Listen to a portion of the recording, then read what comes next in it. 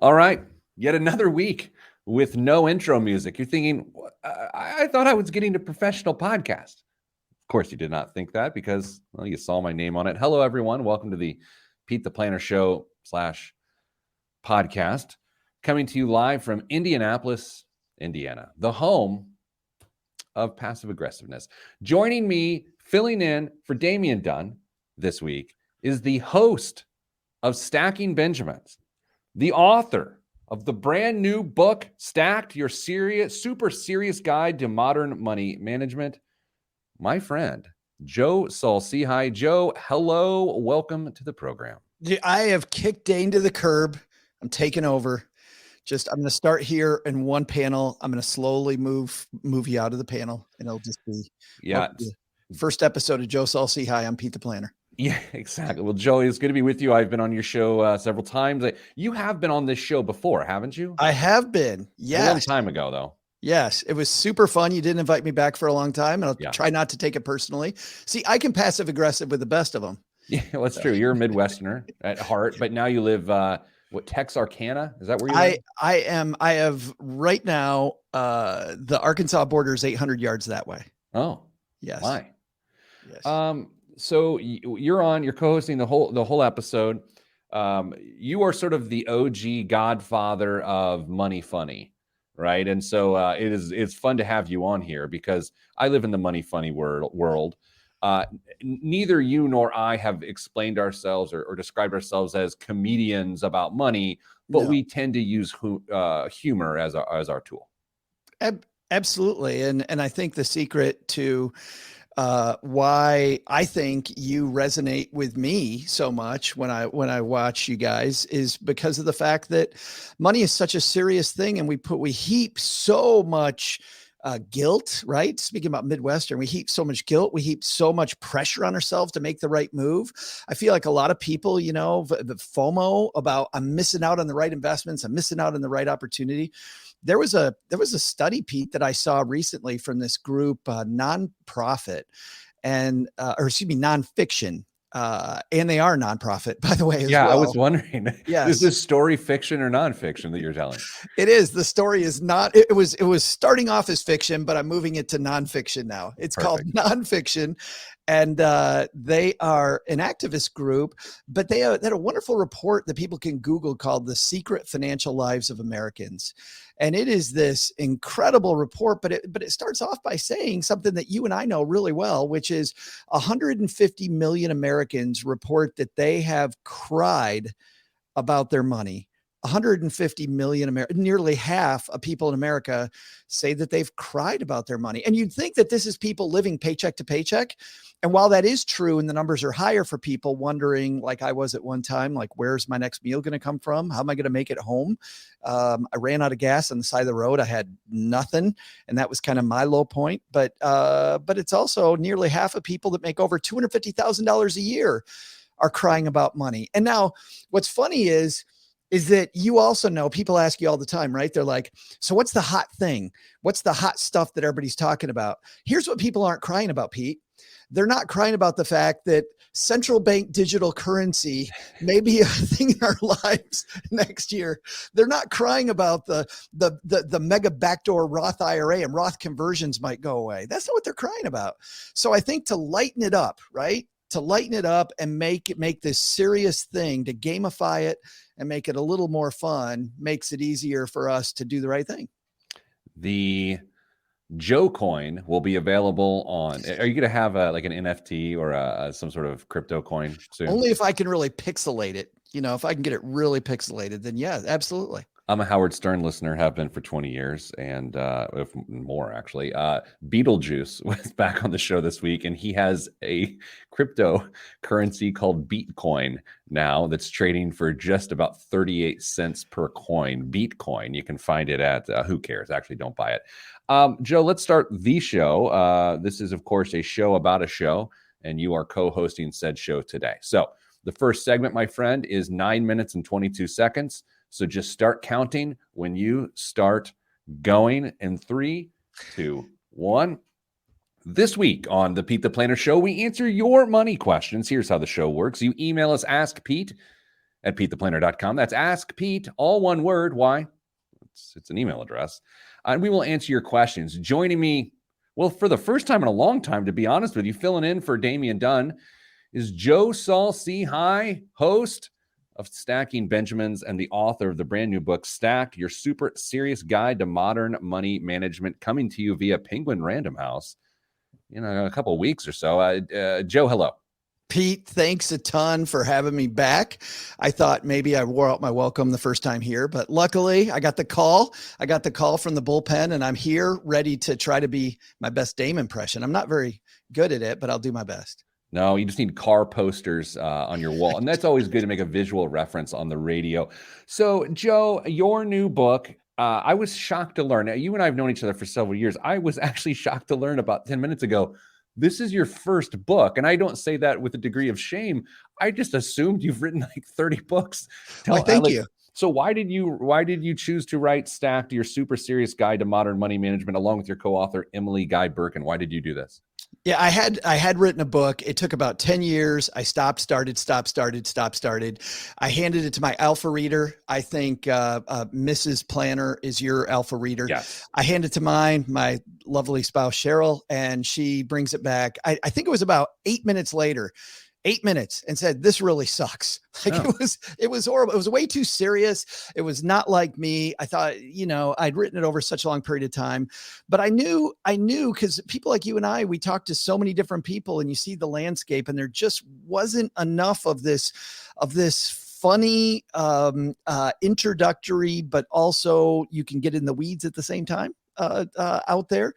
And I'm in Portland, Oregon. At this wonderful bookstore called Powell's. Have you been to Powell's? I've walked by it. Oh, and it's a block long, and it is this weird bookstore where you can get lost. I find myself, as you can believe, Pete, knowing me for a long time, in the kids section. Yeah. And I see the Hardy Boys Detective Manual. And when I was in fourth grade, I carried this thing around everywhere. I dog-eared it. My brother and I, my dad worked at General Motors on a wet day. He would pull out, and we'd look at the tire tracks to check that out so we could tail. I don't know what we were going to do. Yeah. My mom would touch a doorknob. We'd go over there with tape, and we'd put the tape because, we got to get the fingerprints because you don't know where mom's been. And I thought, while it's campy, it was written with they tell you this right up front, written with a real FBI agent. Like, this was legit FBI stuff they were teaching you. And I thought, man, if there was a book for adults about money that I carried around that the people could carry around like I carried around this book, this would be perfect. It would go along with kind of what we do at the circus that's Stacking Benjamin. So I fly home. My mom has a key to our house. I'm 50 years old, Pete, and she's finally let me have all my crap from the from the attic, like the sixth place father-son invitational bowling tournament that we did okay in. Finally gave me that. But she gave me the Cub Scout Wolf Guide. And something that was neat about the Cub Scouts that I read leafing through this is that way before all these cool apps now gamify things for us. And I think gamification is a huge piece of success for a lot of people when it comes to money now, and makes it so much easier. But back then they had tools you're going to need, succinctly told you how to do the thing. You checked off little boxes to show proficiency. And then there was a place at the bottom for your mom to sign it that you did it. And then you got a badge, right? That you did it. Huge, great gamification. So I said, we got to do this. And so I asked my good friend, Emily, who's written several great financial books, if she'd do it. She's hilarious. And we wrote what we think is pretty funny, but it's exactly that. It starts with how to stack your first Benjamin, building a stack of Benjamins, protecting your Benjamins, and then stacks on your stacks. And that part for people more advanced is like how to hire advisors that won't bleed you dry. What's modern portfolio theory? How's good tax management? But it begins with, how do you get out of debt? How do you get a budget? And you earn these increasingly difficult badges. Joining me as guest co-host this week is Joe Saul-Sehy, author of the brand new book, Stacked, Your Super Serious Guide to Modern Money Management. Joe and I have been friends for a long time. His new book comes out December 28th, wherever you buy books. I noticed yours is through Penguin Random House, and it just makes me, I listen to audiobooks because I'm lazy. And it made me think of how the beginning of your audiobook might sound. And if you'd indulge me, I'd like to perform that for you right now. Thank you. Ladies and gentlemen, with the dramatic performance of Stacked, Pete the Planner. This is Audible.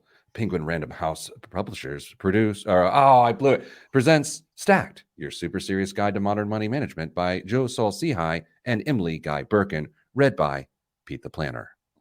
How's that? Oh, that's good. I blew it. Where were you like a month ago when we did this? Did you do the audio? I did. And you know what's really cool? The woman who plays my mom on the show, we do these snippets that say things like, you can't go play with your friend Dave until you eat your peas, right? Sure. Yeah. For people that may know who Dave is. But she does those things. Penguin reached out and said, hey, is your mom going to be in the book? Because we have all these pieces of our mom in the book. Is she going to read those pieces? And I went, and it was great because I got to ask my friend Julie Ray Harrison, who plays my mom on the show, hey, will you go in the studio and read these things? So we actually have mom in quotes. My real mom, by the way, sounds way too young. She had me when she was 18, and this is horrible, Pete. I had to fire her a long time ago because she didn't sound like my mom. Does every person in your life have three names? Julie Ray Harrison, Emily Guy Birkin, Saul-Sehy? Like what? Pete the Planner. Pete the Planner. If it were just Peter Dunn, if you had stuck with Peter Dunn, I'd be out of here. The former CEO of Steak and Shake was Peter Dunn. I don't know if you know that. That's a little fun fact for you to take home to the family this holiday season. I learn something every time I'm around you, Pete.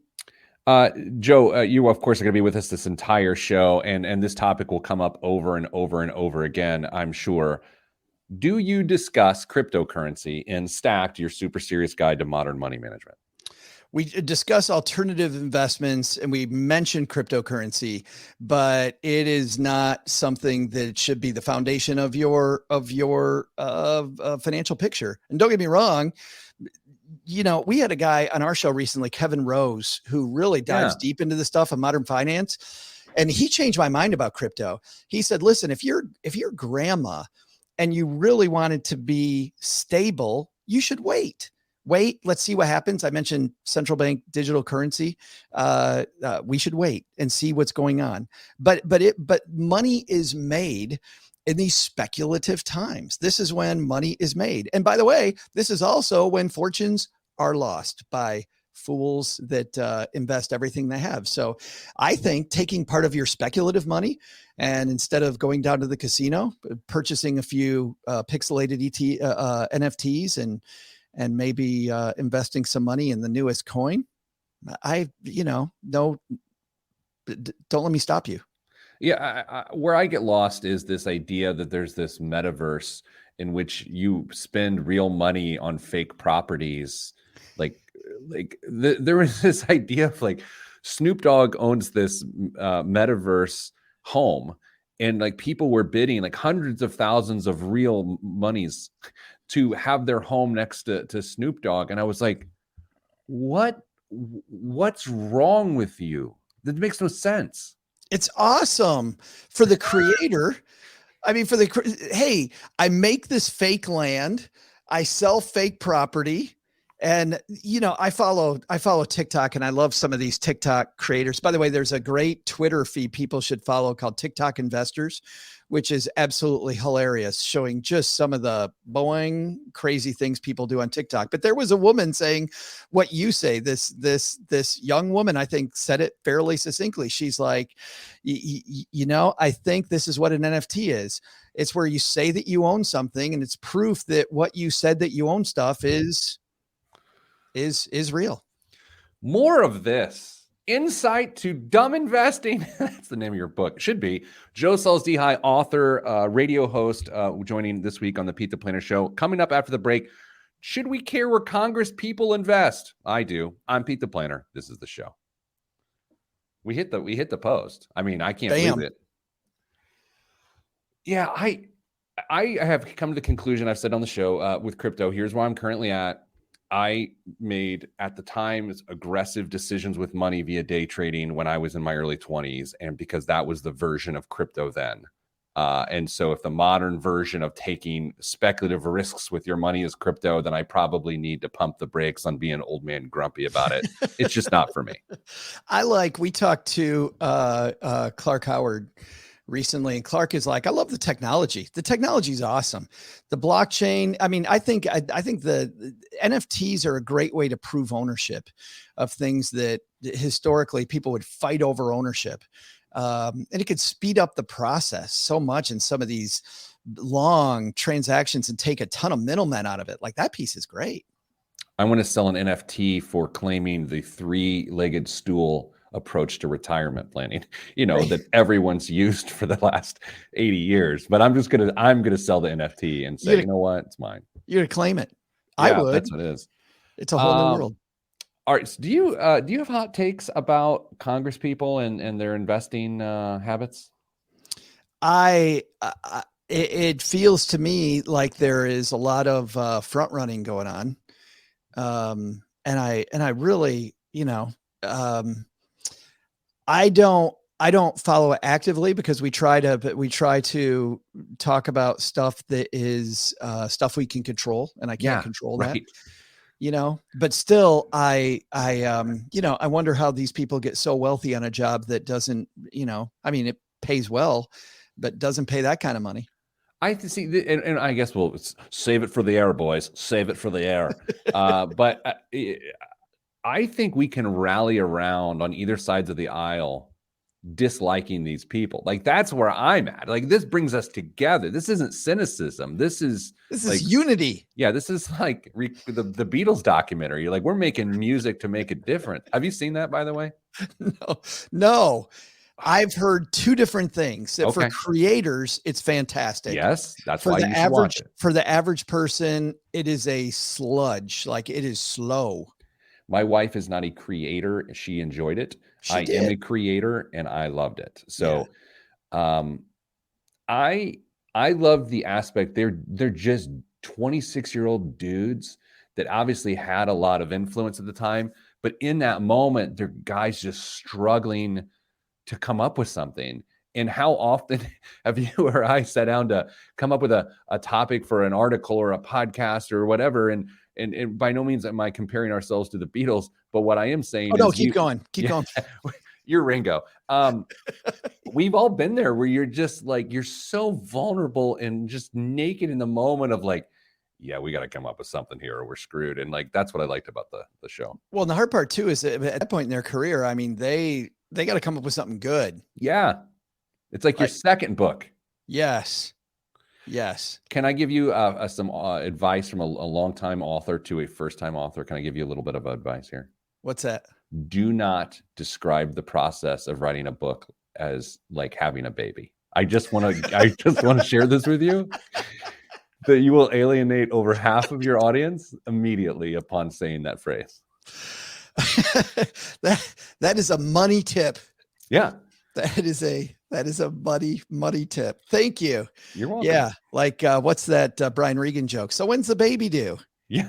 Yeah. What baby? Oh boy.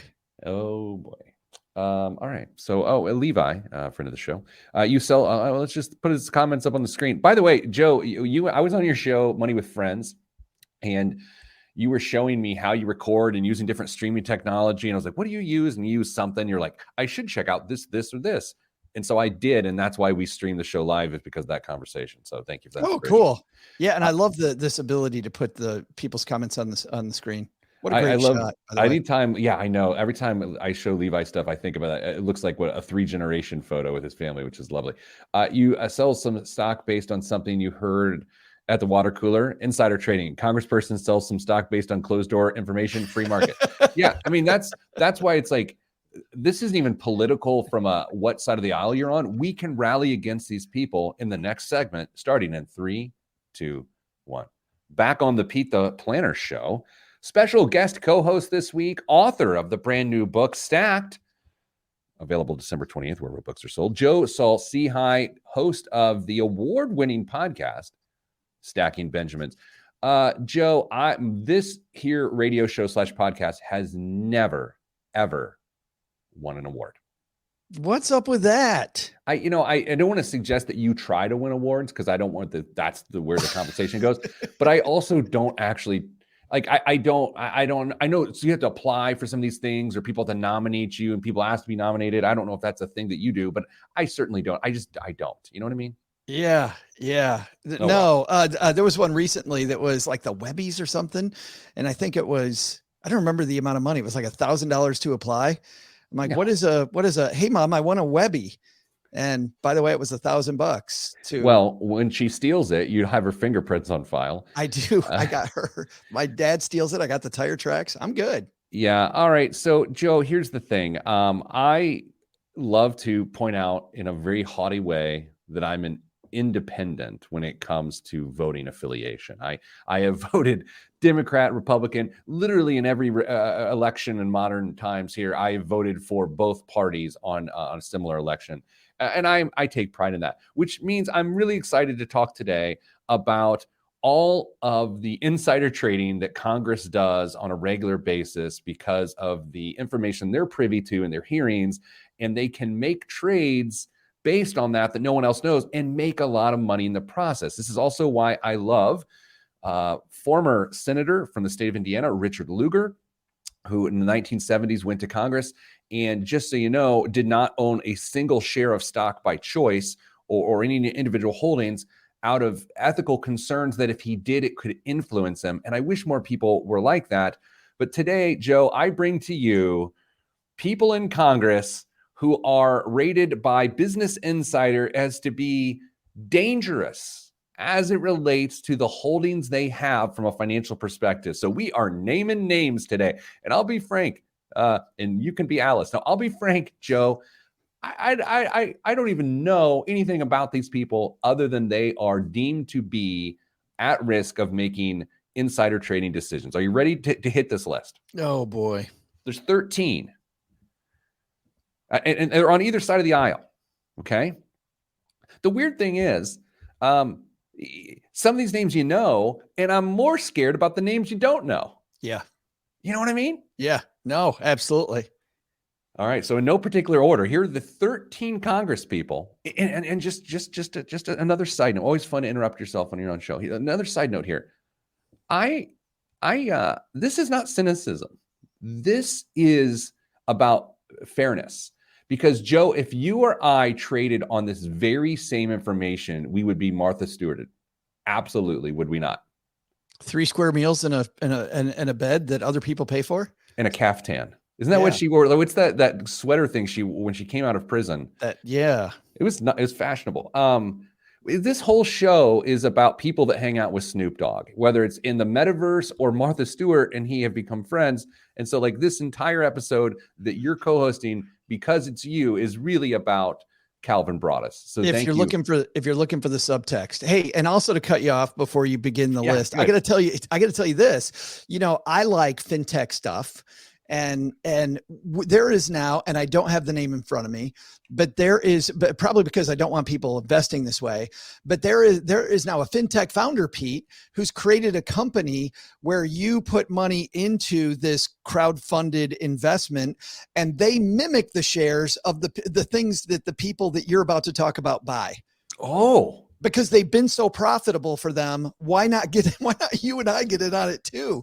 Well, but what a horrible way to invest when you don't know anything about the company. I just know that this congressperson who's getting wealthy front running stuff is investing in it. We are starting with Representative Pat Fallon from Texas, down in your parts. Wow. Joe, a Republican from Texas in the danger zone. Mr. Fallon, I don't know, like, shame on your home. No, we don't need to do anything like that. I got to tell you, I just got a text from Pat Fallon's office yesterday. And I love the text these Congress people have. And you can always tell what side of the aisle they're on by the text. Do you think that President Biden's mask mandate is complete and utterly disgusting? like no stank at all. You know, there's no middle ground. Leading the witness. Do you feel like there's too many criminals in America and that the Democrats are letting it go? Not a lot of nuance these days. No. The Hall of Shame continues with Senator Dianne Feinstein. Is it Feinstein? Yes. Am I saying that correctly? I think so.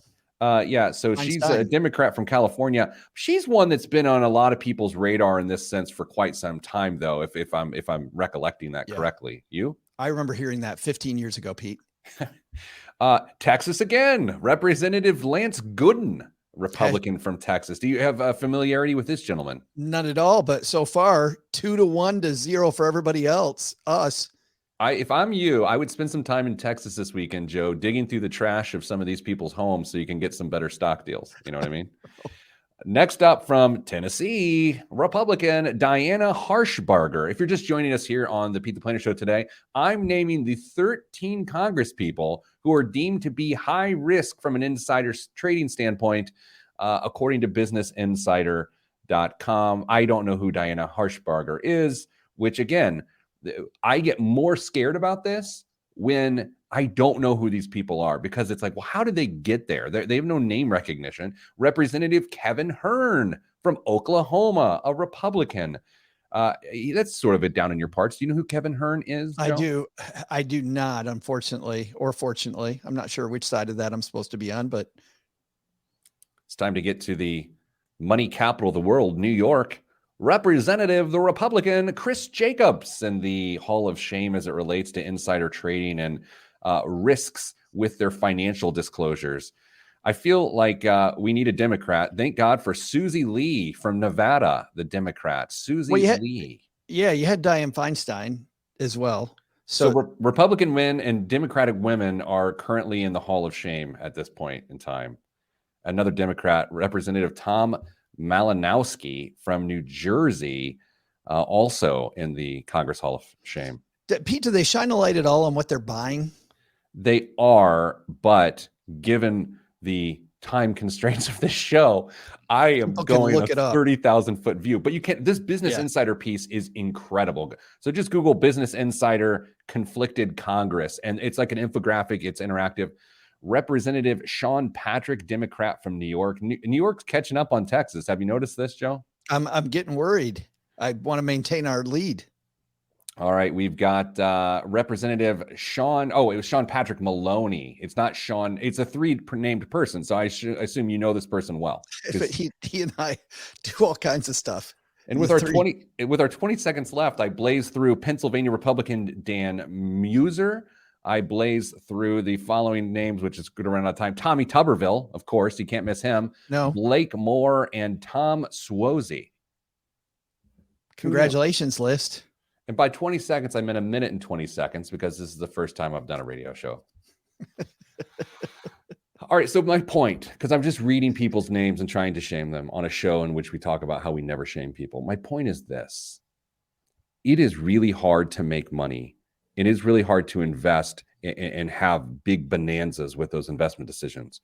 Joe, you've been in this financial world for a very long time. You know this. If you have non-public information, it's not fair to trade on that.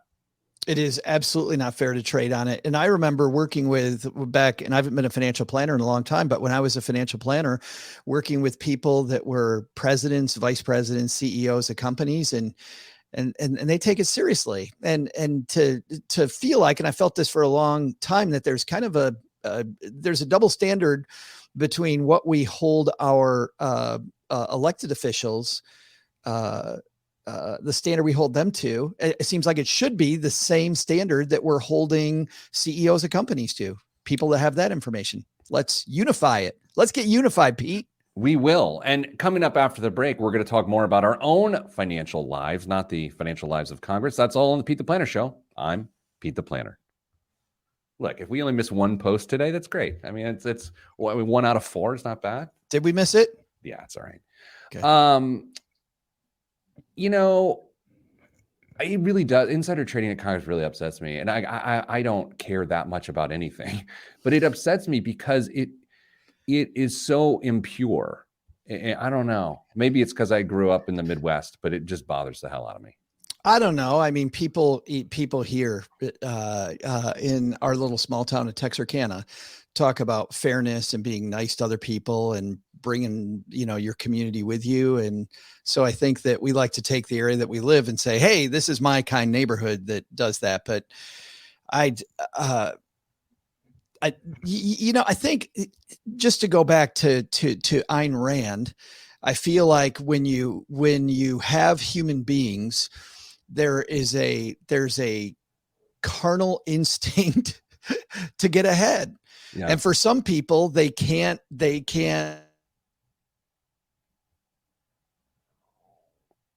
Oh, you back? Oh, Joe's signal is frozen up. This is fun. Joe, for whatever reason, your screen froze. So podcast listeners, thank God we're not on the radio right now. Joe is making a point that I'm probably one of the best looking podcast hosts in the nation. And he's making that assumption based on the fact that we look exactly alike, which is sort of interesting. Are you back, Joe? Apparently I am. Yeah, I had to take a little break there, Pete. Yeah. Just my internet here in the hinterlands decided it needed a rest. We've been on for a while. I loved that you start talking about Congress and your signal goes out. You tell me they're not watching. You tell me they're not watching. I will note this, and I don't know why actually, we're not on the radio, so I'm okay talking about this. A lot of our radio show broadcasts on a lot of conservative talk radio. So it's not that I don't express particular views while we're on the radio, but sometimes there's no need to poke the bear. But I did want to cover this. Do you have thoughts on the Elizabeth Warren, Elon Musk Twitter meltdown this week? I saw it from 5,000 feet. I had some family stuff going on, and I saw I saw one tweet by Musk. I didn't see the original Elizabeth Warren stuff. I've only seen his side. I haven't seen her side. So I saw him earlier with Bernie Sanders. Yeah, I'm sure, Joe, you and I disagree on something. I'm sure we do. But I feel like if you and I disagreed with each other on it, we probably wouldn't try to burn down each other's house in the process, right? And I hate the idea that you have to hate the people you disagree with. And like, that's my take on the Elon Musk, Elizabeth Warren thing. Elon Musk is like wearing out his welcome in my mind to the contributions he's making at large. Do you have a particular stance on him and how he runs a company as a CEO and consistently manipulates the markets with his tweets? Well, I mean, he's been censured, right? I mean, that's how bad it is for him. He's a brilliant marketer. He's a great futurist. I mean, he says outlandish things that other people don't say. So he inspires the people that he works with to get things done that other people won't do. That's fair. So I love that. What bothers me is some of the circus act at the top. What bothers me most is that I feel like, your organization, my organization are built on trust with the people that are around us, and reading his book and seeing people like, the woman who is his right-hand person. I don't know how much you know about Elon Musk's background, but the woman who is his right-hand person knew him better than anybody, knew everything about him, took care of him. He just decided one day, let's see if I can do this without you, and let her go. And it was incredibly, in the piece that I read, and you always have to watch out for what you're reading. Yeah. But in the piece I read that seemed pretty fair, pretty balanced, it just seemed very callous, incredibly, well, you know what? I realized I don't need her anymore. So I decided that, hey, I'm just going to let her go. Imagine if I had a career working with you for 25 years, I think everything's going great. I come in one day with my lunch and you're like, Joe, I'm just going to try a while, seeing if I can do this without you. And then I think I'm going to let you go. It seems like there's some warning system. There's some, like I can see it coming, but this seemed like a broadside. So I don't know, the relationship piece that you're pointing to, burning things down is what bothers me. But the showmanship, and isn't the internet just becoming a nasty place? Oh yeah. Yeah, I have to say, I have not been super active on social media in the last 18 months because it's just been way too anxiety inducing for me. I can't, and I'm not even embarrassed to say, like, I can't mentally handle doom scrolling through Twitter. Oh. I just can't, as long and hard as my days are, like to pour that on top as the toxicity, I just can't do it. And so that's why I've just not been as fun on those platforms. But then, Joe, the other side of that is, I realize we're public figures and we're content creators. I stopped realizing started realizing that, like, I don't owe sharing aspects of my daily existence with a platform. I don't owe the world. And by the way, the world doesn't care. The world, it's, you just convince yourself that your tweets matter, but they don't. And so that was for me an eye-opening experience. Well, I think there's another side of that though, which is I took an MIT class on social media this spring because I just couldn't. I've been doing it for a long time, but I didn't feel like, for people who've been doing finance as long as you and I, you feel like somebody brings you a question and you have a solid hull of the ship that you're working from. When it comes to Twitter, Instagram, Facebook, I'm just throwing crap out there. I'm not doing any of we really don't care. I love that. How did you get involved with that Mississippi Institute of Technology course? I just yes. How were you able to do that? Thank you for seeing through my flex. Right.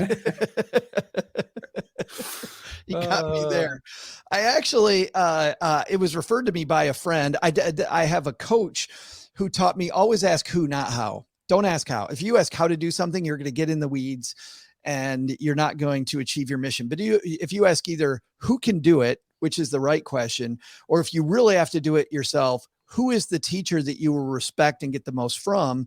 I said, but for me with social media, it's got to be MIT, because you and I get people that aren't creators don't know this, but Pete gets probably, I'm going to say 7 or 8 times a week, some social media shyster telling him, hey, I know the secret to increase your viewership, to increase your reach, and it's all this snake oil stuff. And I thought, okay, I'm sure there is a way, but I need the right who. And for me, an academic institution like Mississippi Institute of Technology was the place to go. But you know what they taught me though, Pete?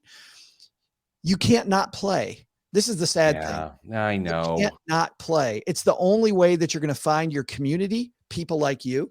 You and I are going to repel people who aren't like us. We're going to bring into the fold people that like us. And by the way, I mean like us, I don't mean people that look like me. I mean people that are of a similar outlook on life, and so you got to play, and you got to play the algorithm games, which is why I now have a TikTok channel and learn how to dance.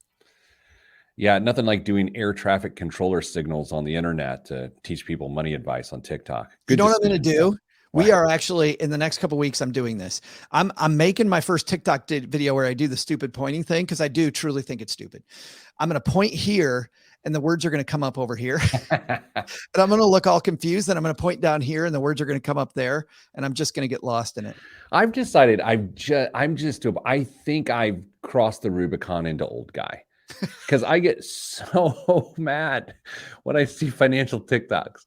Like I just get so, and it's like, well, why do you care? And it's like, because on some level, it's just really dumb. And I was like, I get, well, people see value in it. It's like, I don't know. This old guy thinks it's dumb. But anyway, let's get back to the show. Yeah. Show coming up, we're going to do your favorite financial metrics in your own life to sort of get a snapshot of what's going on. So we've got some proprietary ones we'll talk through, the classics. And so this segment is 9 minutes and 40 seconds if you're keeping score on your abacus, okay? In 3, 2, 1. Back on the Pete the Planner Show. Special guest co-host this week, the author of Stacked, your super serious guide to modern money management, Joe Saul-Sehy, also the creator and co-host of Stacking Benjamins. Why do you list yourself as a co-host? Who's the other host? OG. Yeah. OG. Well, because I'm always on the panel. Yes. And so I'm never on the, that's right. Like there's more of the show than the panel. Yes. When you're on so we have a Monday, Wednesday, Friday format for people who've never heard us. On Monday and Wednesday, it's OG, the CFP in the room. I stopped being a financial planner 12 years ago.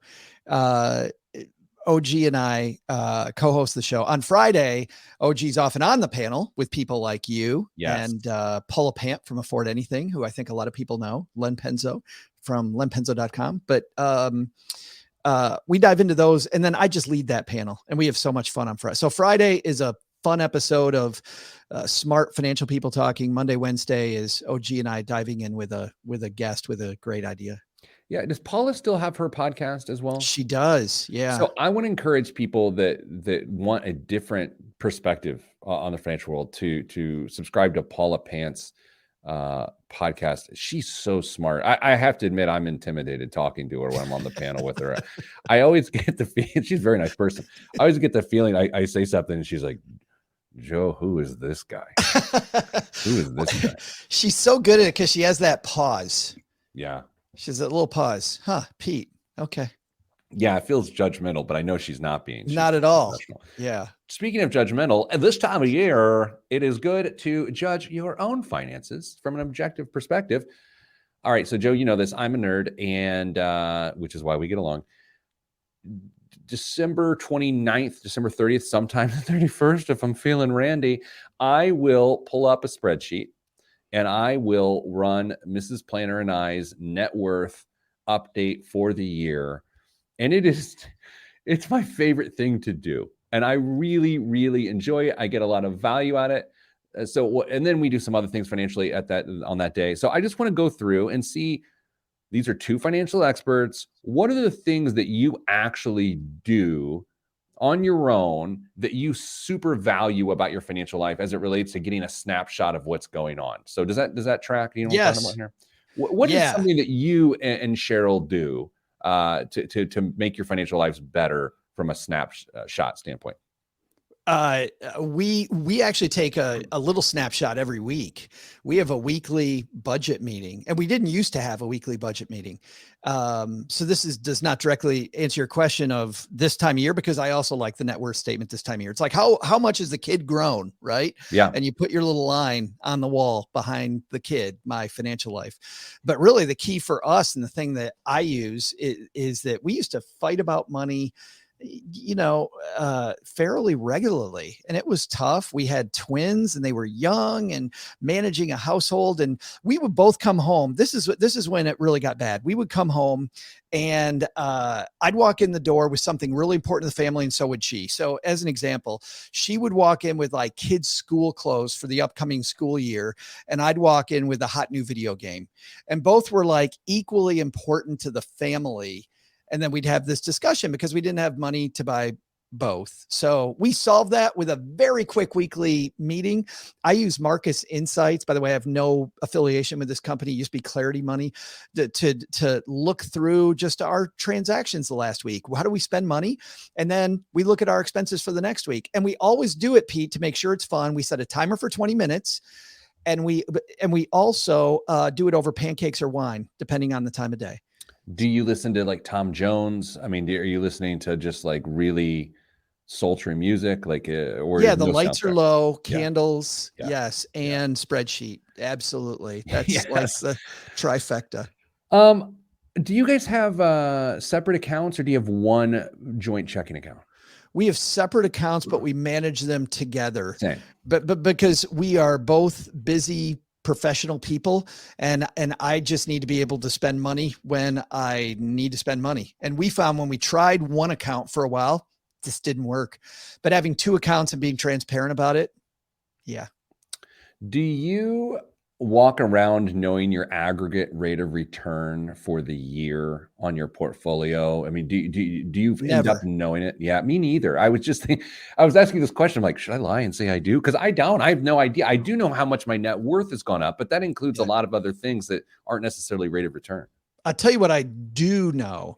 I do know what my long-term goals are. And once a quarter, I look at, am I ahead or behind?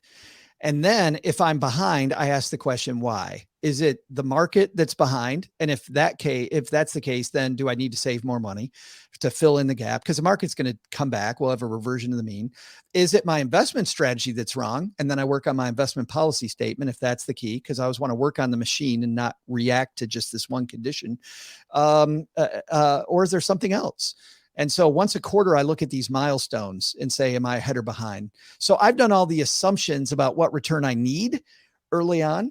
And then I set up a portfolio based on that. And then I just check the milestones. Because, for a lot of us, these goals we're chasing are 20 years away. And so I like to stay excited. I got a little bit of ADD. So if I can stay excited about it once a quarter, that makes it much easier. Well, I mean, you are remarkably close to that $1 billion goal of yours. Do you think you achieve it in 20 years? Do you think it'll take 21 years till you hit, the 3 comma club? I think probably 2 months, 3 months. If this NFT thing takes off that I'm launching, I think we'll be good. Someone's confused right now, and I love that. Do you have an investment advisor or a financial planner, or do you have someone you run stuff up against, or given that you did this for a living, do you do it yourself? Oh, I love this. And this is a huge part of my book because of the fact that I think we all need advisors, and I have one. And the reason I have one is I like being the dumbest person in the room about my goals. And the second thing is I'm in a team. Cheryl has heard my stuff over and over and over. Really. And if I say it, okay. But if he says it, it's a whole different thing.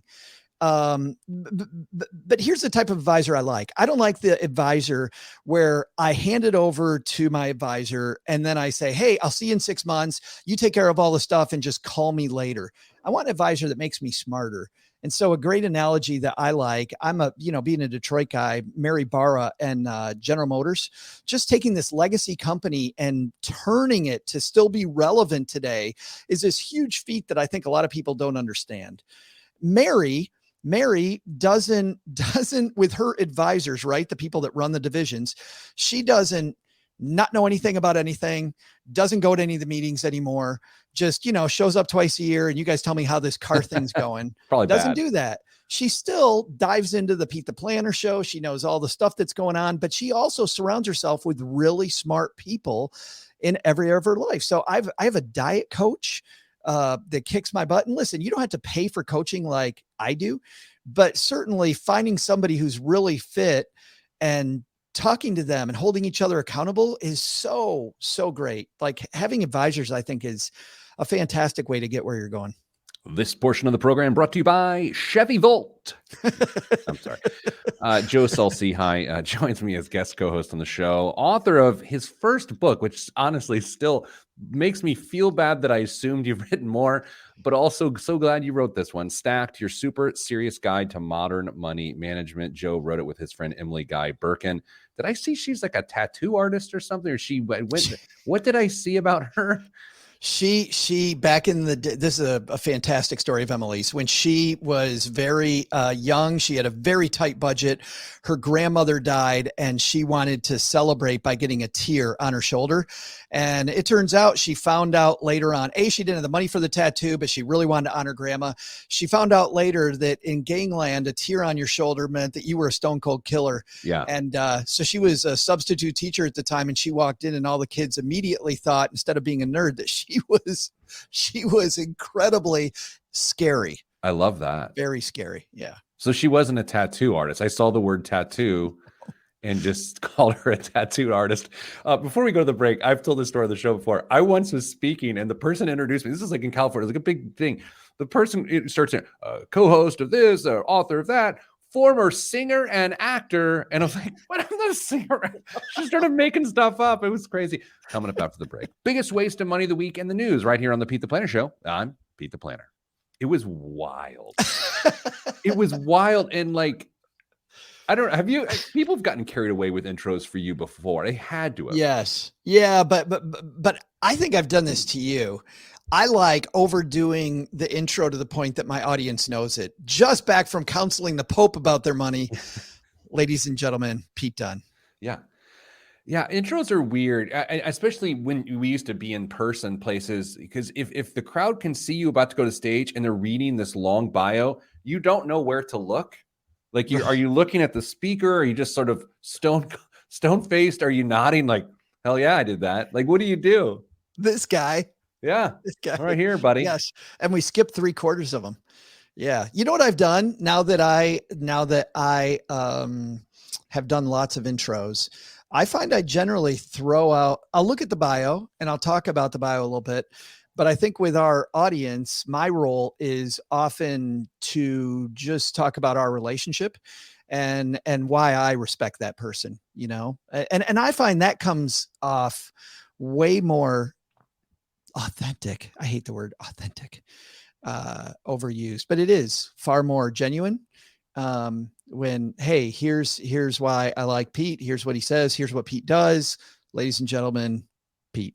I do actually like your about the author for your new book that Penguin Random House put out. I assume you wrote it. Maybe you didn't. I'm going to read it because I think it's a really good example of what we're talking about, where it doesn't talk about your experience with yourself, which would be like it's some sort of inversion of humanity. I find it interesting because it doesn't get too caught up with your accomplishments, but it gives a real good flavor of who you are. Joe Saul-Sehy learned from failure, destroying his credit immediately after leaving home. He had to learn about money the hard way, and much of it as he was telling other people how to manage their money as a financial advisor.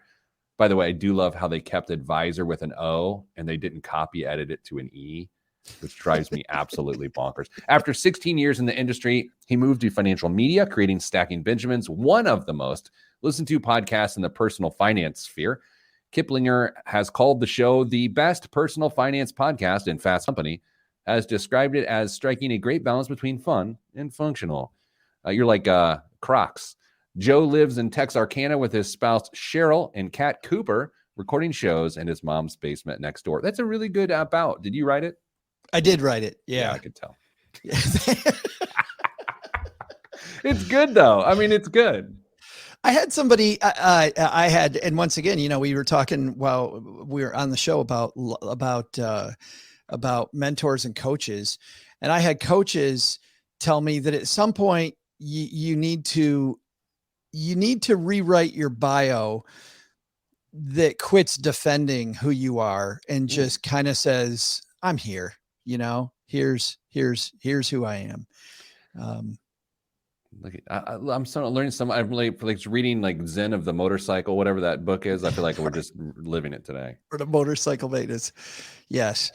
Pete, by the way, as I'm sure people like Levi hanging out, I feel like he's my brother by another mother. And every time we get together, we have these discussions and I hang up and then I don't talk to Pete for like 8 more months. That's totally what's going to happen. But you're coming to Indy to promote your book at some point. When is this? Yes. Yeah. We hit the road January 5th and I will be in Indy. Let me scroll. Whatever date you're going to say, I'm going to say I'm unavailable. But go ahead and give us the date. Of course. Yes. I'm sorry I can't make it that day. It's as if I'm inviting you to help me move furniture. Yeah. I'm sorry. Hold my groins. Had a thing. Oh, but Pete, I'll have pizza and beer. Yeah. No thanks. Yeah. I'm not falling for that again because I fell for that too often when I was younger. All right, where is it?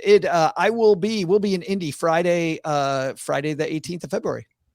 All right.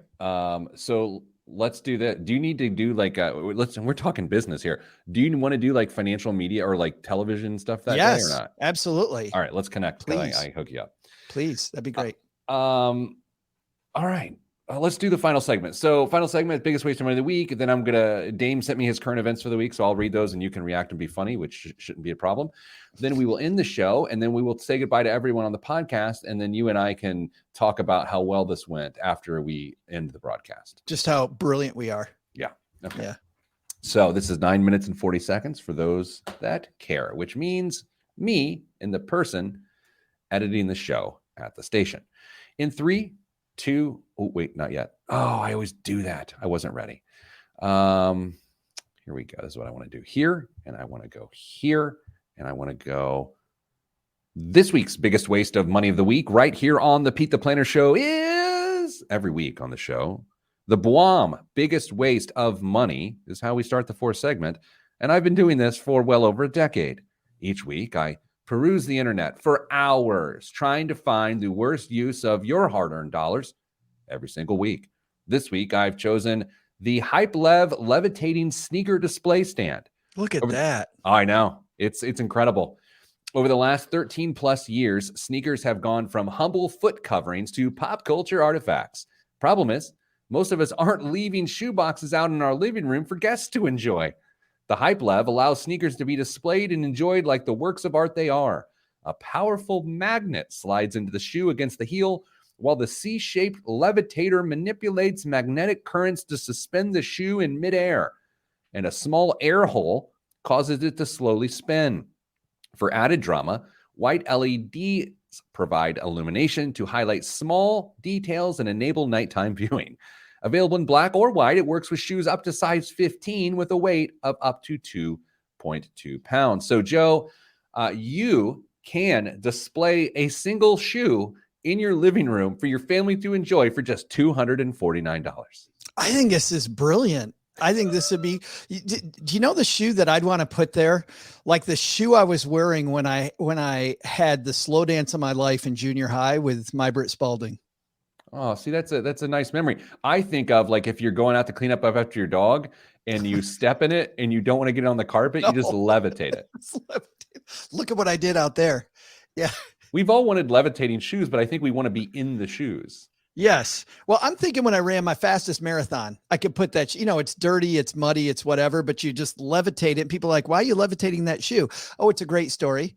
I was in Memphis and I ran this marathon that really wasn't that fast, but it was fast for me. As I've told you earlier, maybe between the break, like I've transitioned into full geezer. Like I am cantankerous.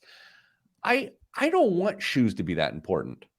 You know what I mean? Like I'm at a point where like I don't actually want to be friends with anyone that's like, hey man, you want to see my shoe? It's in the dining room. I don't want to. I love shoes. I love boots. Like I got a shoe problem. I'm the Imelda Marcos of the financial world, but I'm not levitating it. I think though, see my shoe is far better than smell my shoe. Do you That's want to true. smell my shoe, Pete? Yeah, there needs to be a book on the different senses that you can experience with shoes. The key here though is levitation. It's not see my shoe. It's that I'm levitating my shoe. Like that's quite a flex. Yeah, I can bring this out of the closet, but instead I'm just going to levitate it because that's natural. It's like you go to your friend Gary's house and he's trying to convince you that he's like some low budget David Blaine who likes to play basketball.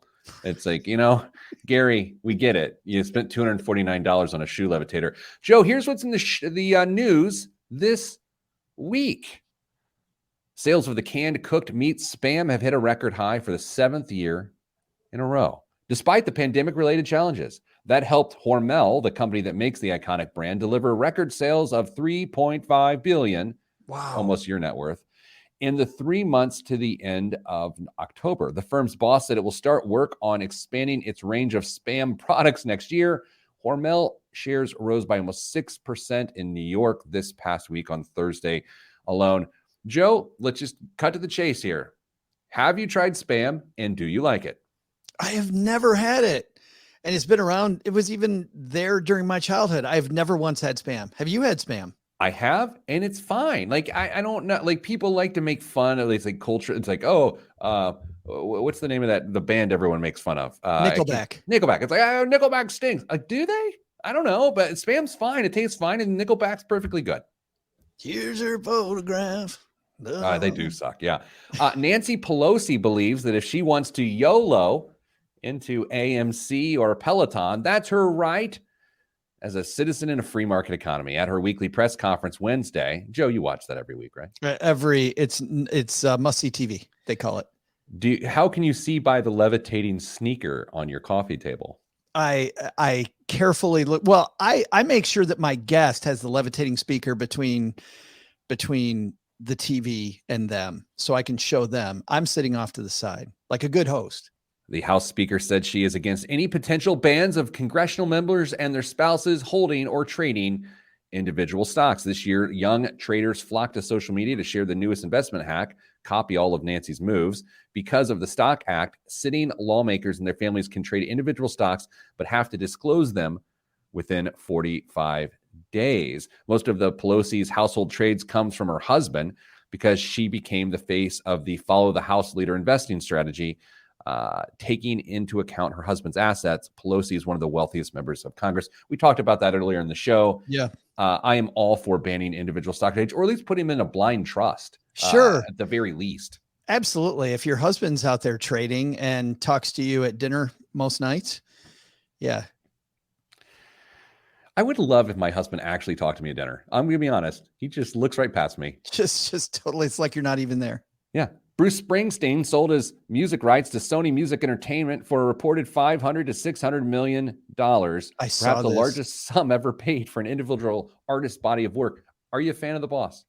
Kind of. You know what's funny is that I'm a casual fan, like the music, but I got invited to a concert once and went and had a huge new respect for the hardest working band in America. Yeah. Yeah, the E Street Band, they get after it. I'm not a huge Bruce Springsteen fan. I appreciate him.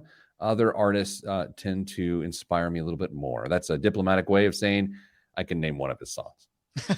Born to Run. Yeah, and if Courtney Cox was in the video, I probably know it. I don't know. But, I have this. I'm 44, So the boss is a few years ahead of me in terms of his mass popularity. So I would have had to grab on late. Yeah, see, I'm 53. I was there. I think I was graduating from high school when Born in the USA came out. Is it bad for me or good for you that we look to be the same age? I think it's good for me. Yeah, I think yes, because Pete looks adorably young, which when people tell me I look adorably young, they're my BFF. You want to get on my good side? Just tell me how young I look. Speaking of looking young, she may be married to former U.S. President Donald J. Trump, but now you too can stare into the cobalt blue eyes of Melania Trump at the touch of a button with your very own piece of trendy digital art. The former First Lady has jumped into the latest internet craze by launching a non-fungible token, an NFT, just in time for Christmas. It puts Melania right in the middle of a fashion frenzy in high-tech art circles, though critics may regard it as the latest attempt by the Trump family to cash in on political success. She believes that her foray into being a public figure allows her to make money on this, and she's going to donate some of the proceeds. So, Joe, I'll put it to you. How many non-fungible tokens are you buying for your wife for this holiday season that involve Melania Trump? That is my business and nobody else's. But I will say this. Remember the Free Britney campaign? Yeah. If people have a problem with this, I think we should have a similar Free Melania to create as many NFTs as she wants campaign. I think this is important stuff. And if you're spending time on other things, I think you're wasting your time. So we have to assume there are fungible tokens, right? I've wondered that same thing. By the way, does sarcasm play on the radio? I don't know if I can tell. So I just want you to know, everyone on the radio has now just quit their job to issue NFTs because of your Free Britney reference that got lost. I often wonder crackle. Joe's obscurity just does not play. But yeah, fungible. Don't go with the fungible token. Because, you sink right into those ones. The non-fungible ones are the ones you want. When I walk into Walmart and I'm looking for tokens, send me to the non-fungible section. The fungible will get you. It's like what those non-parallel, like the little like look like glitter. You put them on candy. You know what I'm talking about? They're called like non-parallels or parallels, and they're parallel. Anyway, why do when I think about non-fungible or when I think about fungible, I think about poking the Stay Puft Marshmallow Man. Like he's fungible. God, isn't that what fungible means? Joe, thank you so much for being on the show this week as guest co-host, as Damien has a week off. We wish you best of luck with your brand new book that I want everyone to purchase, Stacked, Your Super Serious Guide to Modern Money Management, available December 28th, wherever books are sold. Sending everyone else good vibes, because good vibes are all that's in the budget. I'm Pete the Planner. Happy holidays. So I'm going to get canceled for not saying Merry Christmas. Joe, this was fun. You want to say anything to the audience here? Which... I mean, you if you said Merry Christmas, you get canceled for saying Happy Holidays, or for not saying Happy Holidays. You know what I mean? Well, again, I'm on my show is primarily on like conservative radio. Gotcha. So if I say Happy Holidays, then I am getting canceled. Yes. What's interesting is we are part of Cumulus Westwood One's podcast build out. And we're not on the radio, but it's interesting to look at the names that John Wardock leading the charge in personal finance that he's bringing on versus, because the radio, Westwood One has been known for two things. One is sports, which is how I grew up with sports in Westwood One, and conservative talk radio. But then you look at the personal finance section, and I feel like we're getting to, you said this earlier. I feel like I'm one of the few moderates left in America. We're a diet. You can't be moderate, man. You got to have an opinion, and it's got to be on the sides. We can't work together. But so as a moderate, I feel like John Wardock, the head of that, is kind of trying to balance the scale a little bit. Yeah, we got a podcast review or something once on iTunes, and it said, I'm sick of this centrist BS. And I'm like, what am I supposed to? A centrist is not upset by that. Like a centrist is like, thank you. I had somebody tell us recently on Twitter, I used to listen all the time, and on one episode I smelled a hint of woke, and I'm a diehard capitalist. And Oh, so I won't listen anymore. So you smelled it one time. And yeah. and by the way, 2 days earlier, we had you can go look at, we had a 1-star review that turns out that I apparently do not get angry about a major religious group, and I should.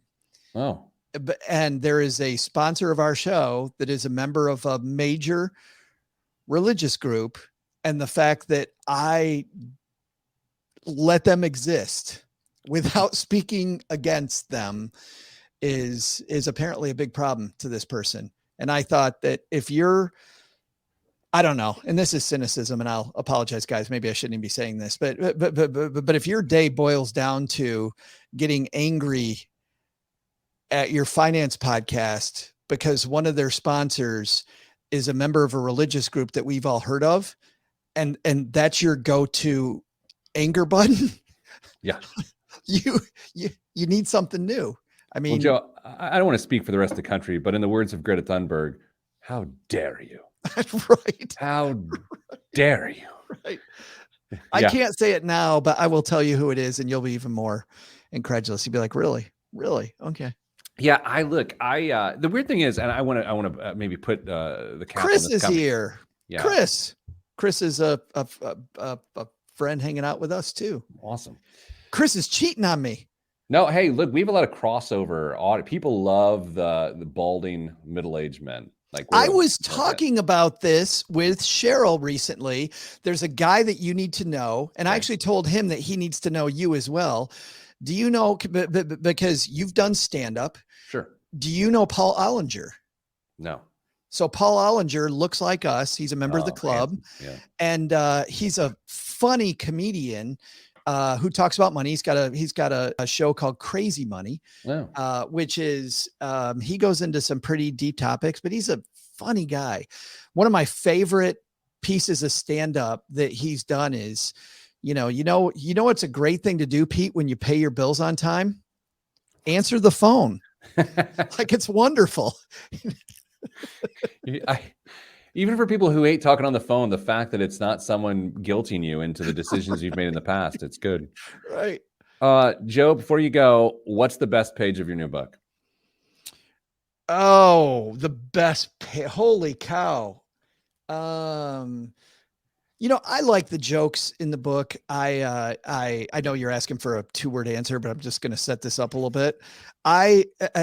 We were nomads, and at the time, and that's a whole nother story, but I wrote a lot of this in Vermont, in Stowe, Vermont. And we were in this condo, and I would go out in the afternoon and evening for a couple hours to write 2,000 words. And I'd sit with a microbrew, because there's lots of great microbrews there. And I was generally into my second beer, and Cheryl can hear me laughing my head off as I'm writing some of the jokes in this book. And when we came up with Emily and I, your growing budget and you, yeah, with that title. And, you know, my voice cracked because I'm creating my first budget. And Mom says, well, that's okay. It happens to everybody. It's just your growing budget and you. And that is funny. It's just, I don't know where that came from. And you know, when you write, there's just this stuff that comes that is just out there. There's another joke that actually our editor wanted to take out. Emily and I got to fight for it, man. Well, our editor was a ninja, and we both agreed that if Nina says it needs to go, it will go. But we gave ourselves one.